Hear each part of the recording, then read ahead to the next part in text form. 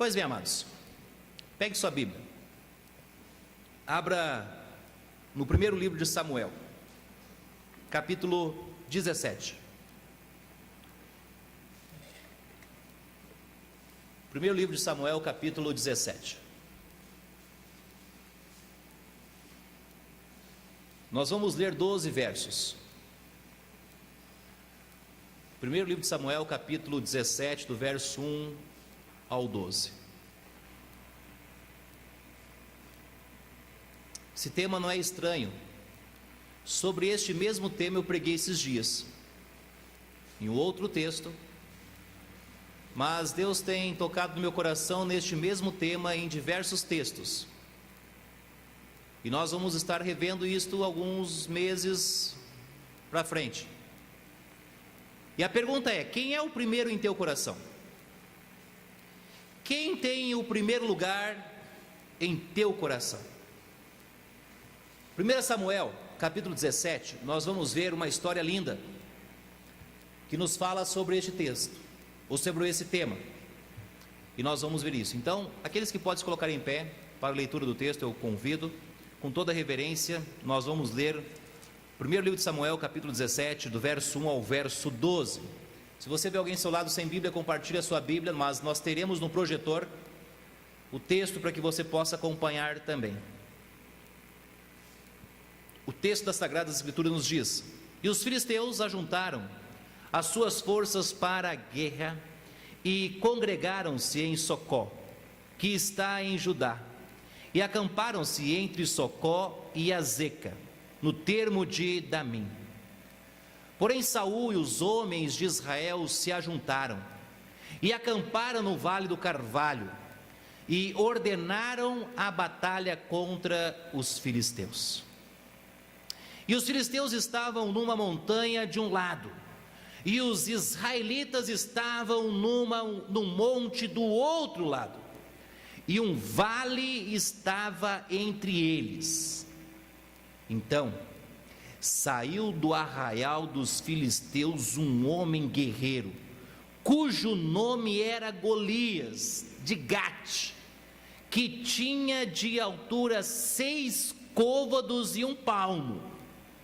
Trazia na sua cabeça um capacete de bronze e vestia uma couraça de escamas, e era o peso da couraça de 6.000 siclos de bronze, e trazia grevas de bronze por cima de seus pés, e um escudo de bronze estava nos seus ombros, e a haste de sua lança era como um eixo de tecelão, e a ponta da sua lança de 600 siclos de ferro, e diante dele ia o escudeiro.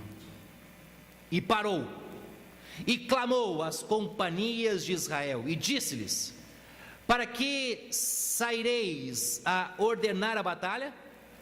Não sou eu filisteu e vós servos de Saul?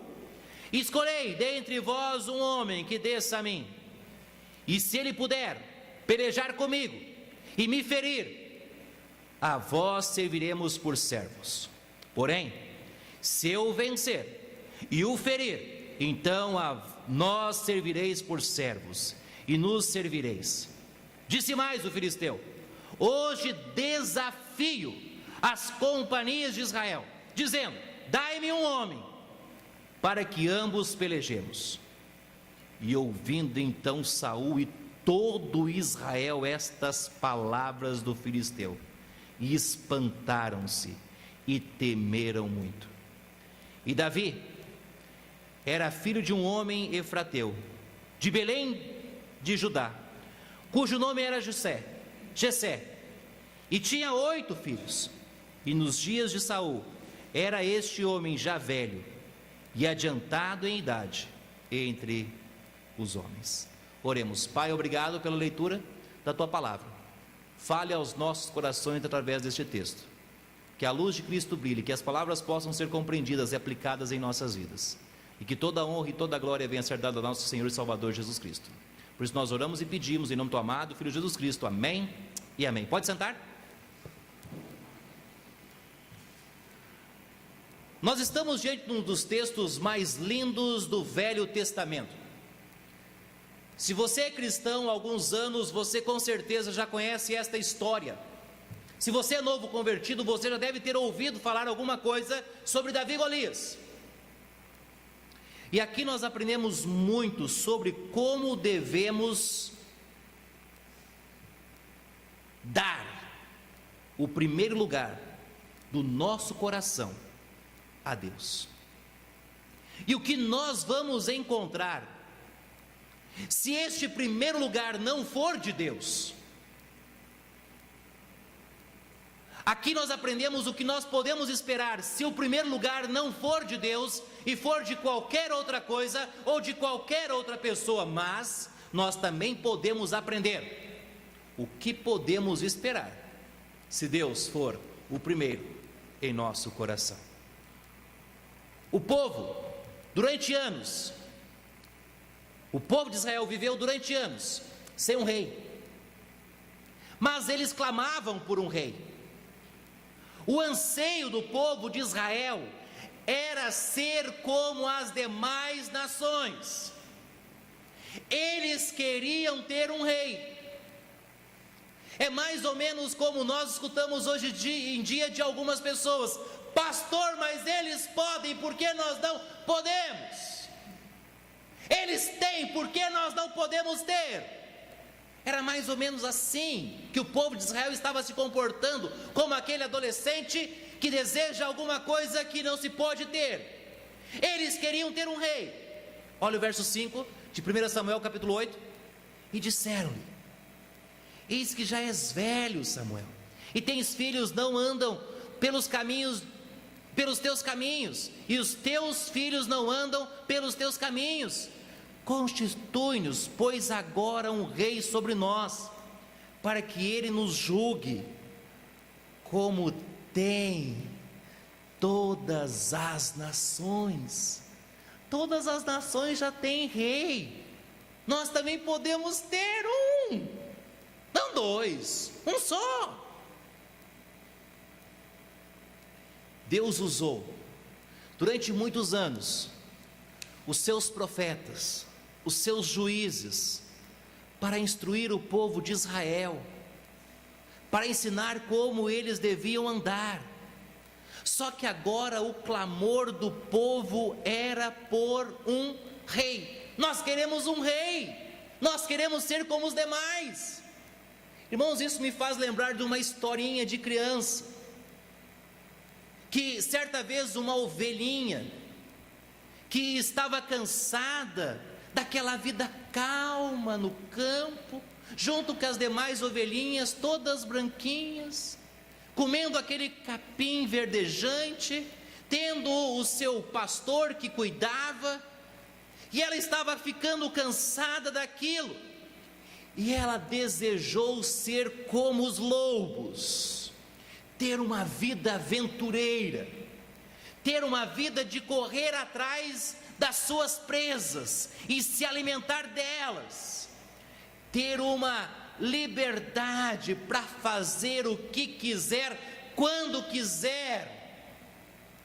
E a história é que aquela ovelhinha então certa vez sai do meio das demais ovelhinhas para seguir o rumo, pois sonhava ser como um lobo. E quando ela chega perto da companhia daqueles animaizinhos que ela sonhava ser igual os lobos, no meio da floresta, queria ser aventureira, queria se alimentar das suas caças, queria ter liberdade, e os lobos viam aquela ovelhinha chegando perto deles, e eles já começavam a lamber os seus lábios com os seus dentes.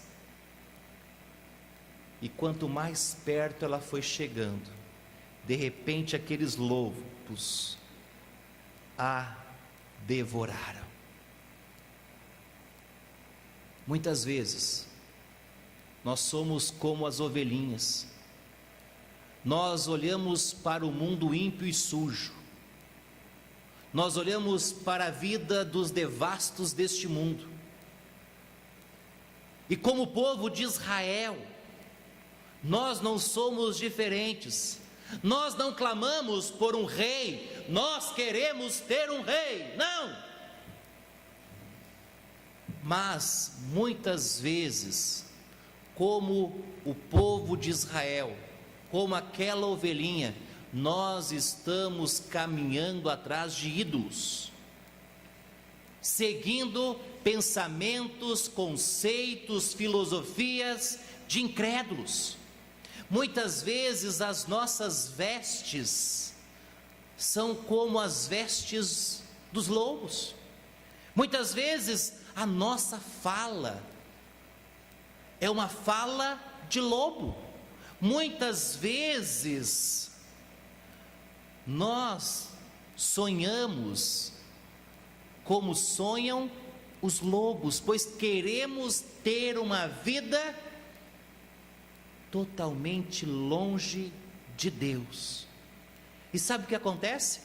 Quanto mais nós vamos nos afastando do nosso meio, e mais vamos nos aproximando do mundo, mais o mundo vai nos devorando, vai nos consumindo, e quanto menos nós percebemos, ele nos tragou e devorou, como o lobo fez com aquela ovelha.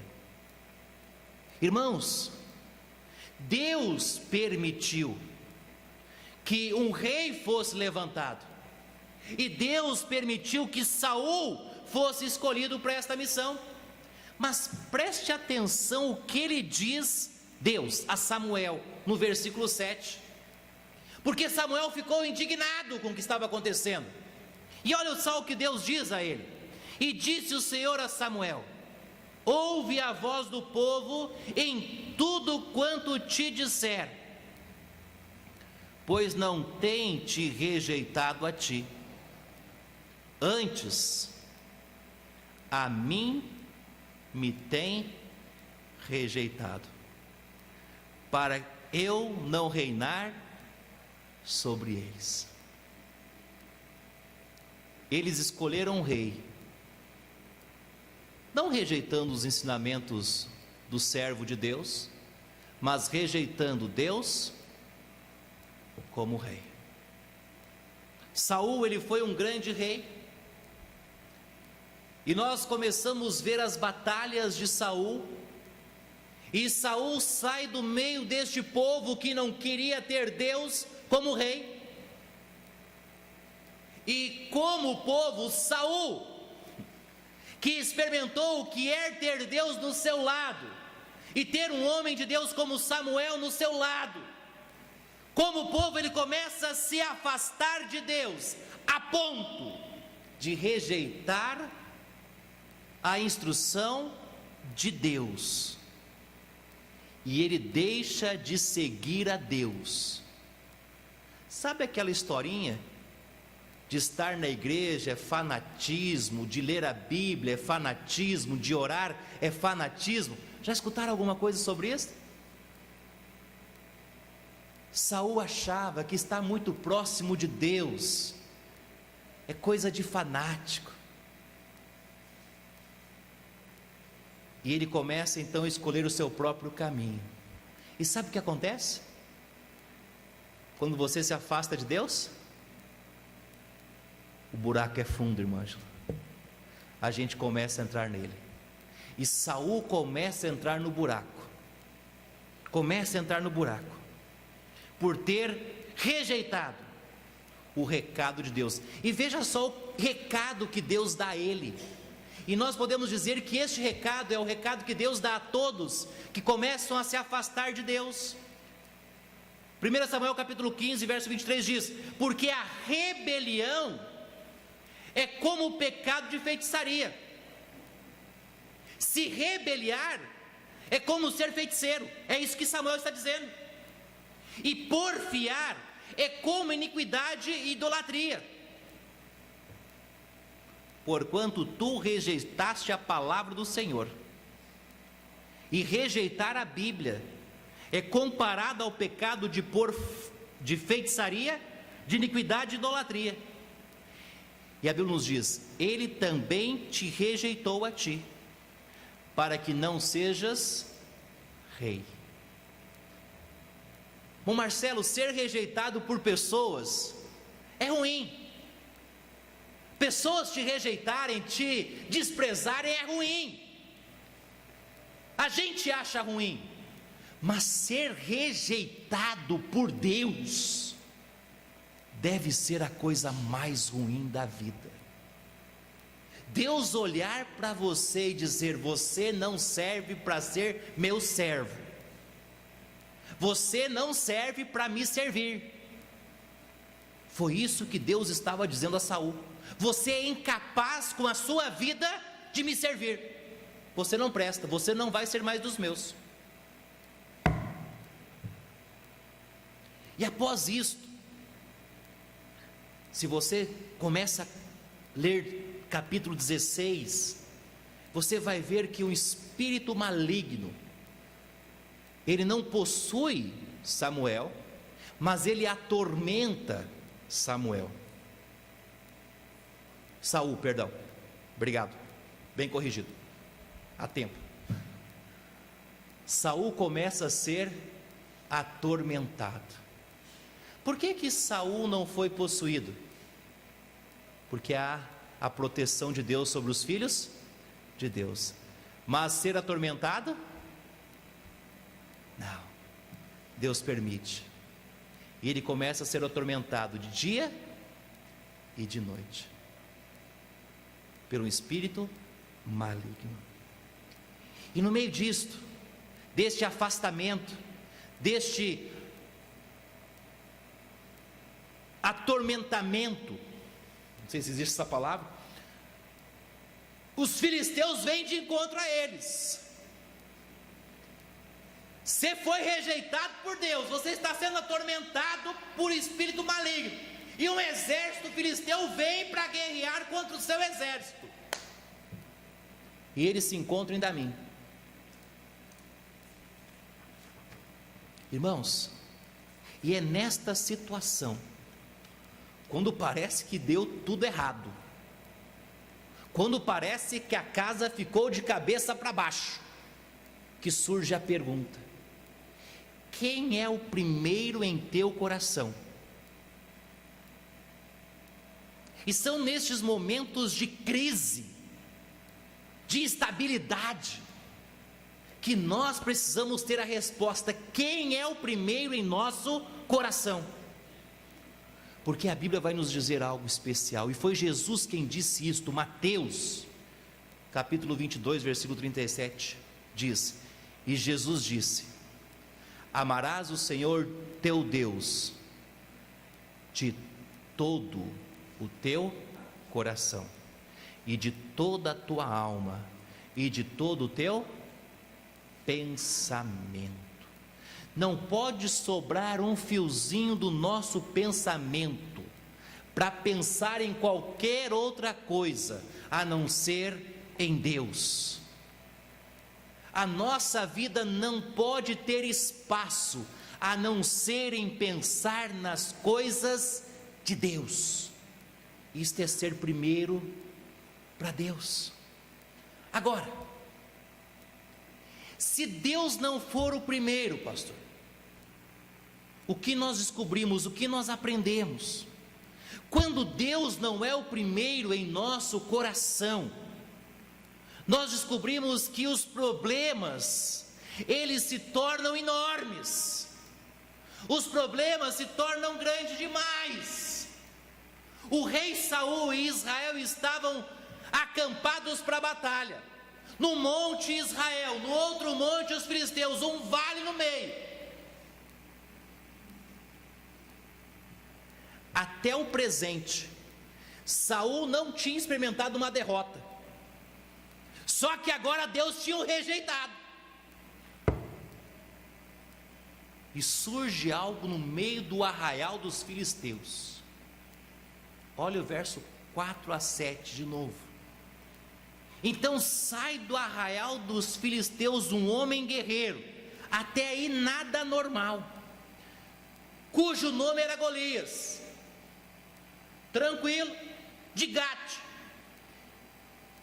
que tinha de altura 6 côvados e 1 palmo. Trazia na cabeça um capacete de bronze e vestia uma couraça de escamas.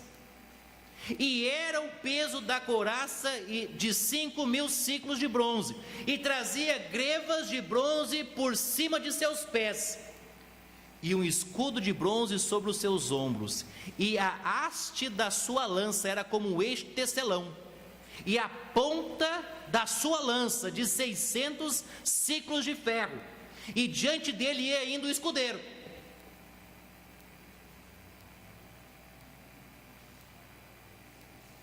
Golias, ele media, transferindo estes côvados em metros, aproximadamente 3,20 m a 4,20 m. Isso depende muito do côvado usado aqui, mas entre 3,20 e 4,20. Eu tenho 1,84. É quase o dobro, ou mais que o dobro, depende do côvado. Ele bateria a cabeça ali. Ele era enorme. Ele sai do outro lado. Ele usava uma armadura. E sabe quantos quilos pesava aproximadamente essa armadura? 55 quilos. Quantos consegue carregar um saco de cimento? Era o peso, um pouquinho a mais, era a armadura dele. A sua espada era como um eixo de tecelão. Quem já viu um eixo de caminhão, alguma coisa assim, já tem uma noção. Pesava a sua espada, uma espada pesava aproximadamente 6 quilos. Já pensou você lutar com uma espada de 6 quilos? Você ia precisar das 2 mãos só para segurar ela. Pesa mais que um saco de 5 quilos de arroz.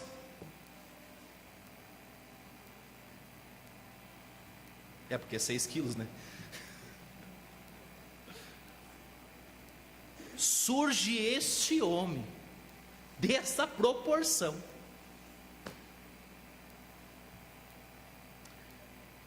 Uns dias atrás, eu estava buscando medicamento para a Evelyn. A Evelyn tem uma doença crônica chamada diabetes, na farmácia popular. E quem já foi em farmácia popular de doenças crônicas, não existe fila de prioridade. Todo mundo é doente, todo mundo é prioritário. E nós pegamos a senha, sentamos e esperamos. Todo mundo faz assim, porque não tem um mais importante que o outro, ali está todo mundo do mesmo jeito. É, o mesmo barco. Chega um senhor com seu filho. Ele diz: meu filho é doente, ele tem uma doença crônica, e por lei, nós temos direito de prioridade. A atendente olhou para ele, olhou para nós, e ele chegou bravo. E ela disse: ok, está aqui a sua senha. Não, mas esta senha é a mesma que os outros estão usando. E ela disse: pois é porque todo mundo aqui é prioritário. Irmãos, quando Deus não é o primeiro, os nossos problemas parecem ser enormes. Nós olhamos para as nossas lutas e nós temos facilidade de achar que o nosso problema é maior do que o outro. Nós olhamos para o nosso tempo e parece que o nosso tempo é menor do que o tempo do outro. Nós olhamos para as nossas vidas e nós dizemos que nós somos mais injustiçados que os outros. Nós olhamos para o nosso sofrimento e nós dizemos: eu sofro mais que os outros. Nós olhamos para os nossos problemas e nós dizemos: os nossos problemas são grandes. Por quê? Porque quando Deus não é o primeiro, os nossos problemas se tornam enormes. Irmãos, quando Deus não é o primeiro em nosso coração, nós olhamos para os nossos problemas e nos esquecemos de olhar para Deus, e facilmente nos esquecemos do que a Bíblia diz. Lucas 1:37. Porque para Deus nada é. Repete esse texto. Porque para Deus nada é impossível. Se você acredita nisto ou não, não muda o fato.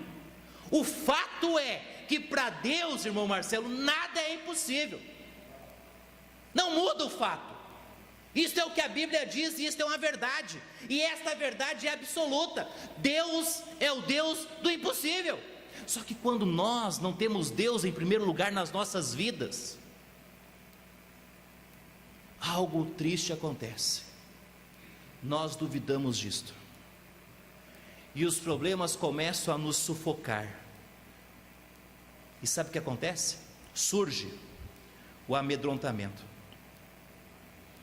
O povo, o rei, no monte, se deparam com aquele grande problema de quase 4,20 metros de altura, com uma armadura que pesava mais que um saco de cimento, com uma espada que pesava mais que um saco de arroz de 5 quilos, e eles tremiam igual vara verde. As pernas batiam o joelho no outro, de medo. Olha o texto, 1 Samuel 17:11. Ouvindo então Saul, o rei, e todo Israel, estas palavras do filisteu, e espantaram-se. E o que mais? E temeram, não foi pouco, temeram muito. O temor e o medo excessivo, fora do controle, dominam. E sabe o que eles fazem? Eles paralisam facilmente um ser humano. Sabe como é que o leão faz para capturar a sua presa? Ele ruge.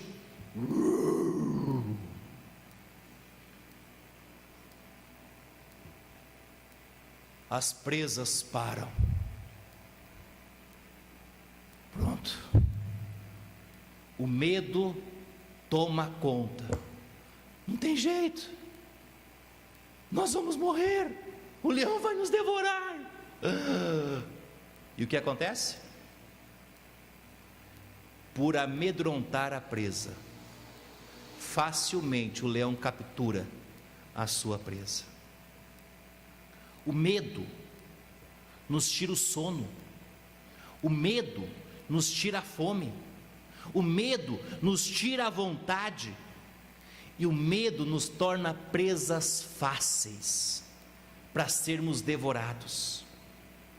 Quando Deus não é o primeiro em nossas vidas, o amedrontamento nos paralisa e facilmente somos devorados pelos nossos próprios medos, pelos nossos próprios anseios. Sabe por quê? Porque nós nos esquecemos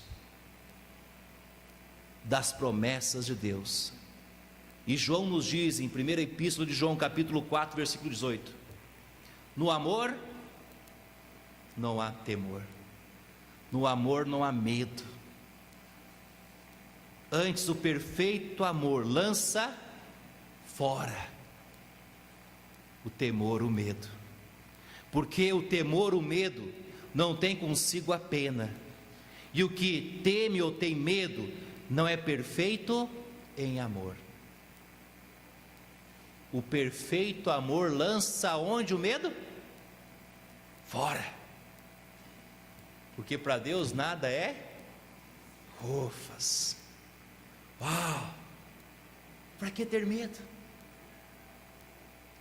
E sabe o que mais? Se Deus não for o primeiro em nossos corações, as inseguranças aparecem. E quando nós pensamos em insegurança no texto, tem 2 acontecimentos que nos chamam a atenção. O primeiro foi do irmão de Davi. O irmão de Davi subjugou o mal. Davi. Olha o verso 28. Está funcionando. Eu orei bastante por isso.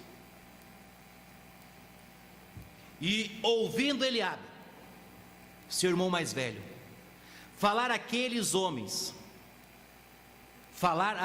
homens, acendeu-se a ira de Eliabe contra Davi, e disse: por que descestes aqui? Com quem deixaste aquelas poucas ovelhas no deserto? Bem conheço a tua presunção, Davi, e a maldade que está no teu coração, que desceste para ver a peleja. Eliabe, o irmão mais velho, estava cego pelo pecado, cego pela ira. A ira cega, a raiva cega, o pecado cega, e ele estava cego. E cego, ele acreditava que Davi fora ver a guerra, porque ele queria tomar o lugar do primogênito. Tomara que o meu irmão morra para eu ser o guerreiro de casa. Ele ficou cego. Sabe como é que chamam isso hoje em dia? Sabem como é que chamam isto hoje em dia? A síndrome da insegurança. A segunda ação que nos chama a atenção foi de Saul. A síndrome da transferência, de transferir responsabilidade. Ele transfere a sua responsabilidade como rei, de guerrear contra Golias. Ele transfere a sua responsabilidade para Davi. Sabe quantos anos Davi tinha? Cerca de 15, 16 anos. Um guerreiro expert. Veja, verso 38. E Saul vestiu a Davi de suas vestes, colocou a roupa dele em Davi. Pega minha roupa, coloca a minha roupa, e todo mundo vai pensar que sou eu. E pôs-lhe sobre a cabeça um capacete de bronze, e vestiu de uma couraça. A insegurança fez com que Saul vestisse a Davi com as suas roupas, para que o exército inimigo pensasse que era ele que estava guerreando contra Golias, o gigante. Irmãos, isso faz lembrar da insegurança, me faz lembrar de uma historinha. Eu já contei algumas vezes para os irmãos, eu gosto dela. Os animais resolveram fazer uma festa na floresta. E eles marcaram o dia, a hora, e foram todos para a festa. E cada um começou a chegar na festa. E eles estavam todos já prontos para a festa. Só que eles depararam que estava faltando algo. Faltava refrigerante. É que os animais eram crentes, né? Faltou refrigerante. E eles começam a conversar entre eles lá. E de repente o leão fala assim: não, eu já sei o que vai acontecer.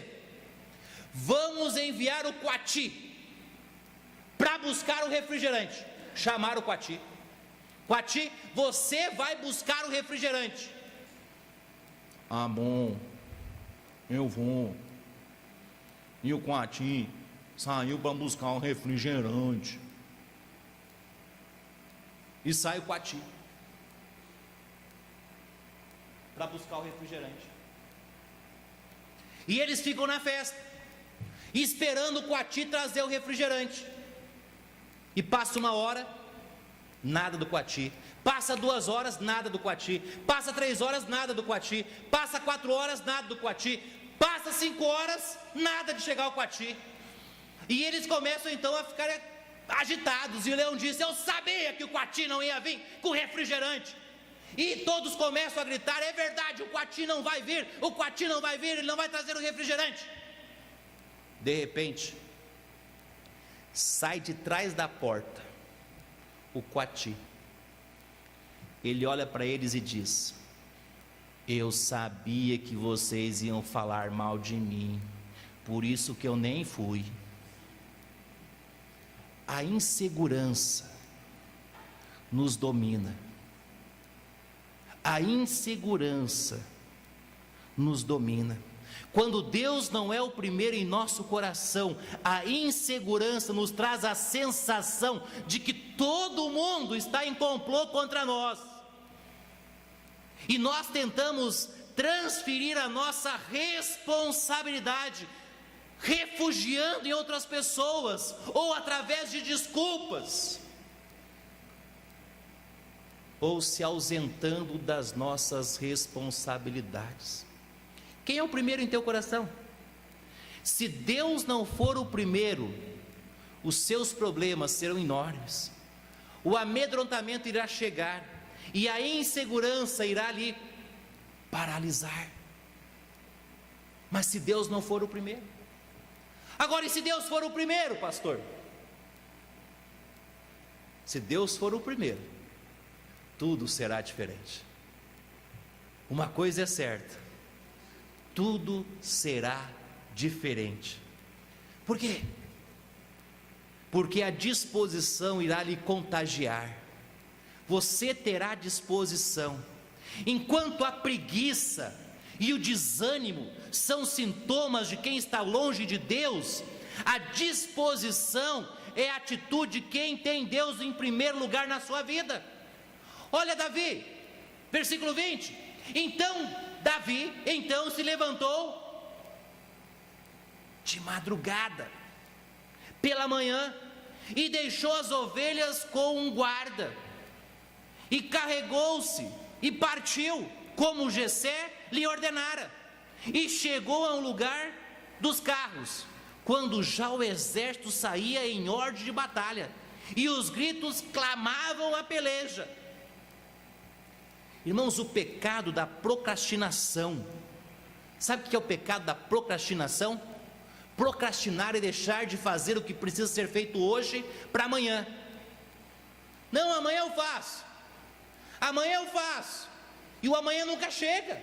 Procrastinação. O que precisa ser feito hoje tem que ser feito hoje. Não dá para fazer amanhã. É agora, é hoje. O de amanhã é amanhã. Não adianta você ficar preocupado com o que você vai fazer amanhã no seu serviço. Você só vai poder resolver amanhã. Mas a louça suja do almoço, que você já tinha que ter lavado, essa você tem que resolver o problema ainda hoje. Porque senão amanhã vai dar os bichinhos. Procrastinação, deixar de fazer o que é hoje para amanhã. Davi sabia o que precisava ser feito, e ele ficou enrolando. Não, daqui a pouco eu acordo. Não, deixa o celular despertar na 13ª vez, e eu vou. Procrastinando. Não, ainda de madrugada, o sol não tinha nem brilhado, ele sai para cumprir a sua missão. Isso é disposição. A Bíblia nos fala em Hebreus 12:1. Portanto, nós também, pois que estamos rodeados de uma tão grande nuvem de testemunhas. Tem pessoas olhando para nós, tem pessoas nos observando, de olho em nós, tem pessoas nos olhando. Deixemos todo embaraço e o pecado que tão de perto nos rodeia, e corramos com paciência a carreira que nos está proposta. Devemos deixar o embaraço. Procrastinar é embaraço. Senão você não faz o que tem que ser feito hoje por causa da preguiça, você vai ter que fazer amanhã. Não resolve. Então devemos fazer tudo o que precisa ser feito na hora certa, porque senão nós vamos nos embaraçar.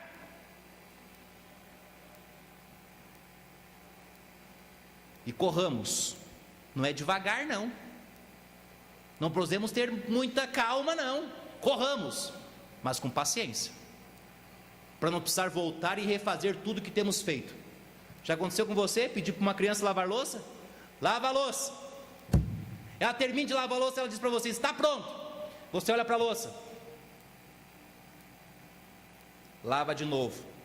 Mas por quê? Porque está sujo. Sem embaraço. Ter que fazer o serviço de novo. Faça, e faça bem feito, e faça rápido, para não precisar repetir. É isso que o texto está dizendo.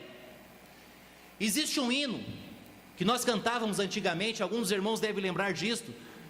De madrugada, ainda escuro, eu já buscava a face do Senhor. Senhor, Senhor, tem compaixão de mim, resolve os meus problemas, entrego tudo a Ti. Senhor, Senhor, tem compaixão de mim, entrego os meus problemas, entrego tudo a Ti. De madrugada. Sabe o que os crentes estão fazendo de madrugada? Assistindo filme. Não tem tempo. E os problemas estão ficando desse tamanho. Mas quando Deus é o primeiro, não. Quando Deus é o primeiro, a disposição nos contagia. Vamos fazer. Em segundo lugar, quando Deus é o primeiro em nosso coração, a capacitação será parte de nossas vidas. A capacitação é a habilidade de fazer algo. A capacitação é uma habilidade de fazer algo. Saul acreditava que Davi era muito jovem para enfrentar o gigante, que era experiente de guerra. E Saul olhou para o gigante, ele viu um gigante. E ele olhou para Davi.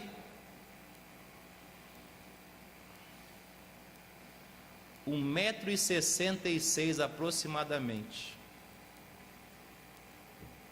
E Marco, quantos metros você tem? Ele tinha 1 centímetro mais que tu. Os judeus são da tua altura. —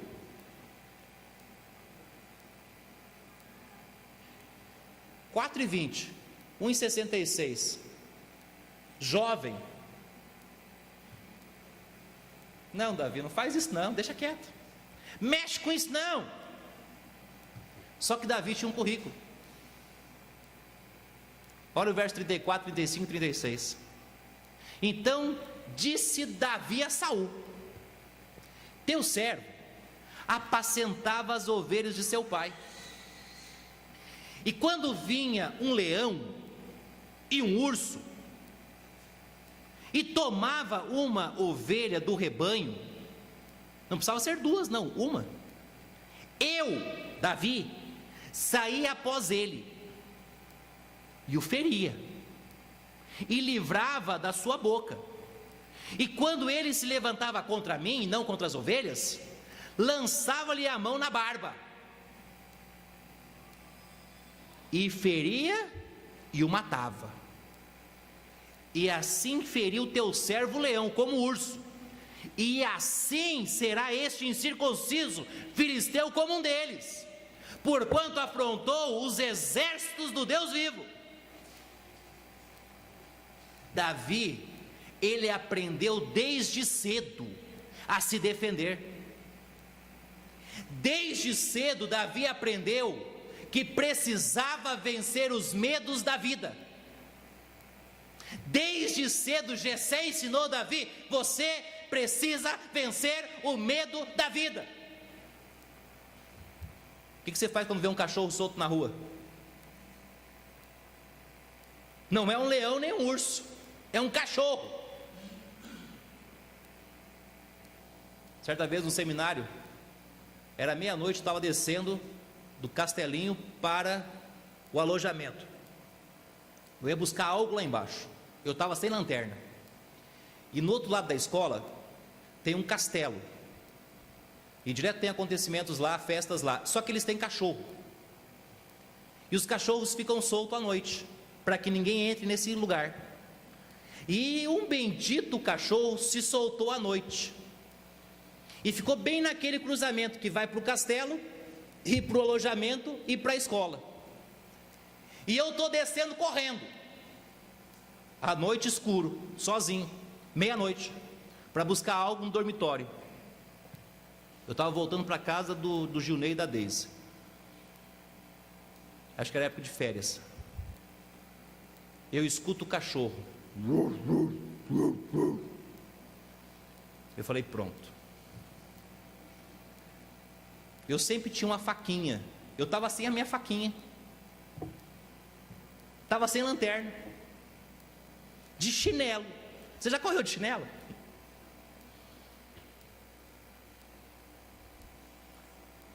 E eu lembrei de algo. Quando você para à noite, no escuro, perto de um animal feroz, ele fica com medo de você. Eu pensei, é a única chance que eu tenho. Correr ele me pega, voltar não dá tempo. Era a subida. A descida de chinelo não tem nem para começo. Parei. E o cachorro fazia a volta, latindo. E eu quietinho. E eu comecei. Tremi igual vara verde. E eu fui devagarzinho, descendo. E o cachorro. E eu orava também. Até que o cachorro voltou para o canto dele. E eu fui descendo devagar. Porque não dava para correr, né? Estava tremendo igual vara verde. Mas por que eu estou dizendo isso? Porque Davi, ele não estava enfrentando cachorros. Ele aprendeu desde cedo a enfrentar os problemas da vida, a não ter medo. Seu pai lhe ensinou a enfrentar os problemas sozinhos. Ele não chamava o pai, pai, vem cá me ajudar. Não, ele aprendeu a enfrentar. Com certeza, a primeira vez tremia igual vara verde, mas aprendeu a vencer. São nos momentos difíceis da vida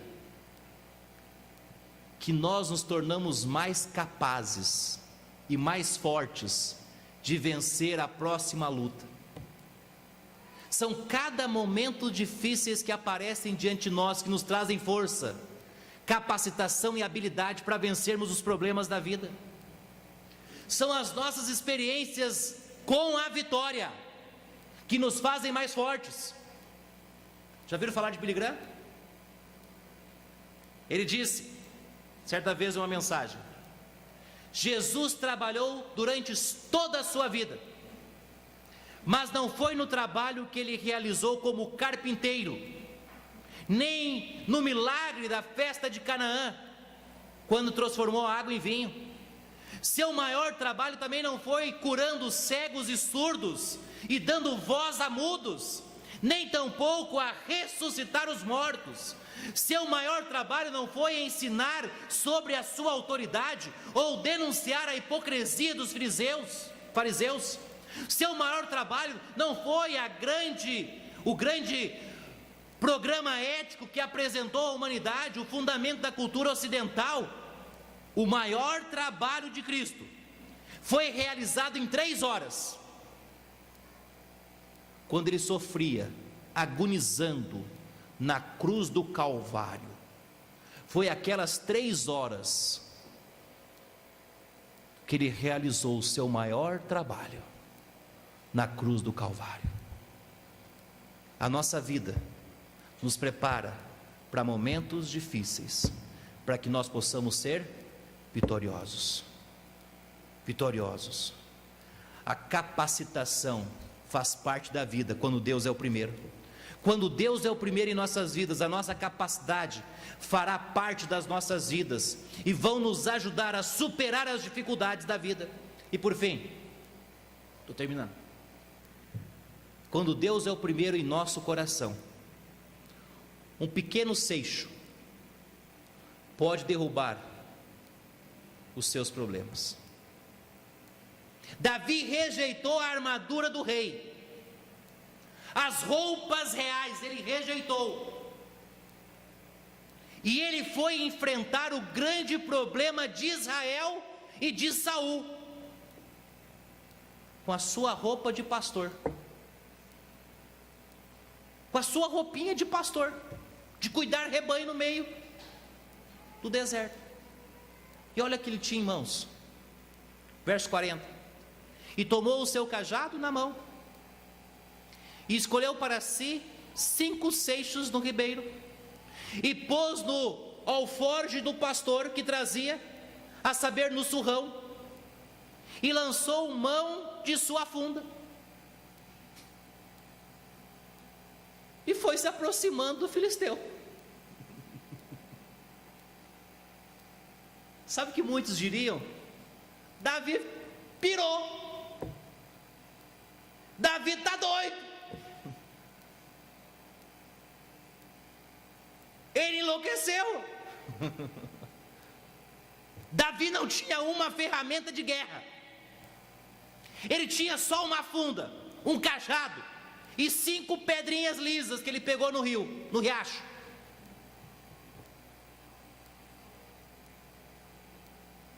Muitas vezes nós dizemos: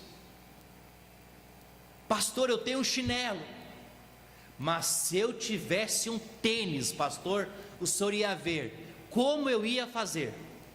Pastor, eu só tenho um tênis, pastor, mas se eu tivesse uma bicicleta, o senhor veria como eu ia fazer. Pastor, eu só tenho uma bicicleta, mas se eu tivesse uma moto, o senhor ia ver o que eu ia poder fazer. Pastor, eu só tenho uma moto, mas se eu tivesse um carro, o senhor ia ver o que eu ia fazer. Pastor, eu só tenho um carro, mas se eu tivesse uma caminhonete, uma van, o senhor ia ver o que eu ia fazer. Muitas vezes, nós pensamos que se tivéssemos, nós poderíamos ser usados. Se eu tivesse isto, daí eu ia ser usado. O que Davi pegou? O que ele tinha. Cajado, funda e umas pedrinhas, 5. Olha o verso 49 e 50. E Davi pôs a mão no alforje e tomou dali uma pedra. Eu imagino Golias vindo e Davi indo. Golias vindo com o escudeiro na frente, e Davi, minguadinho, cajadinho, colocou embaixo do braço, está andando. Pegou a pedrinha, olhou para o gigante, colocou na funda e girou. E com a funda lhe atirou. Até hoje ninguém explica para que 5 pedras se ele precisava só de uma. Para que ele pegou 5 se ele precisava só de uma? E a pedra foi voando.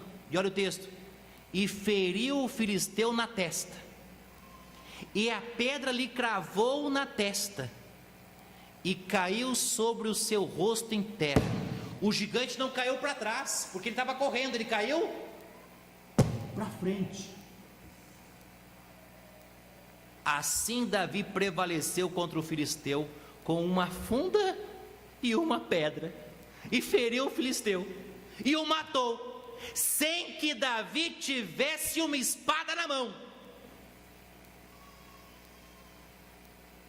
O que Davi precisou para vencer a batalha? Uma funda e uma pedra. Uma funda e uma pedra. Aqui nós aprendemos, amados, que muitas vezes o que nós precisamos fazer para derrubar os empecilhos gigantes de nossas vidas é depositar a nossa confiança em Deus. Porque na mão de Deus,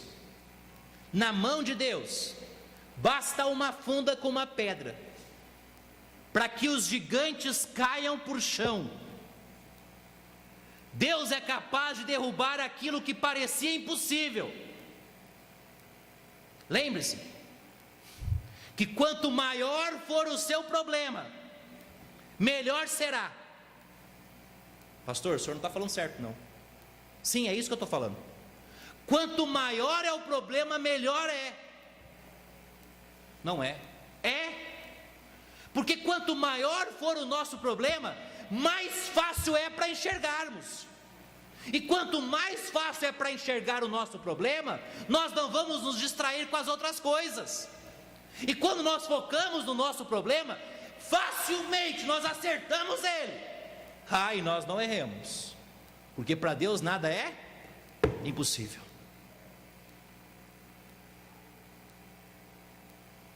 Nós não podemos nos esquecer. Romanos 8:37. Tem problemas? Paulo fala dos problemas dele no capítulo 8. Você pode ler depois em casa. E sabe o que ele fala depois de falar dos problemas? Ele fala uma lista de problemas. Sabe o que ele fala depois de falar das listas dos problemas? Ele diz, verso 37: mas eu tenho problemas. Paulo falando. Mas em todas estas coisas somos mais que vencedores por aquele que nos amou. Ser vencedor é bom demais, irmão Kleber. Mas imagina ser mais do que vencedor. Lá no sul nós diríamos, é trilegal. É trilegal. Irmãos, nesta noite nós vimos o que irá acontecer se Deus não for o primeiro. Os problemas vão ser enormes, aos nossos olhos é impossível resolver. O amedrontamento irá surgir, irá dominar, vai nos paralisar, e a insegurança irá fazer parte das nossas vidas. Mas se Deus não for o primeiro. Agora, se Deus for o primeiro em nosso coração, nós vamos ter disposição, e a disposição irá nos contagiar. Vamos ter disposição, vai nos contagiar. A capacitação vai fazer parte da nossa vida, porque nós vamos vencendo os problemas e mais capazes nós vamos nos tornando.